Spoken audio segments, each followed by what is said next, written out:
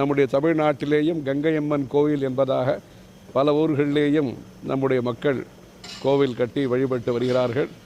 ஆகவே இந்த கங்காதேவியினுடைய அருள், சரஸ்வதி யமுனையினுடைய அருள் தமிழ்நாட்டு மக்களுக்கு கிடைத்து அதன் மூலம் சுபிட்சம், சாந்தி, வளர்ச்சி எல்லாம் கிடைப்பதற்கு இறைவனை பிரார்த்திக்கிறோம். இங்கே கூப்பிட்ருக்கோம், தமிழ்நாட்டு கூப்பிட்ருக்கோம். டேட் சொல்லுவாங்க, சொன்ன உடனே உங்களுக்கு சொல்கிறேன். அவர் உத்தரவு சீஃப் மினிஸ்டர் அவர் கேட்டு சொல்லியிருக்கிறது பார்த்து சொல்கிறேன்னு இருக்கார். அவர் நாங்கள் அழைப்பு கொடுத்துருக்கோம், தேதி வந்த உடனே உங்களுக்கெல்லாம் சொல்லுவோம்.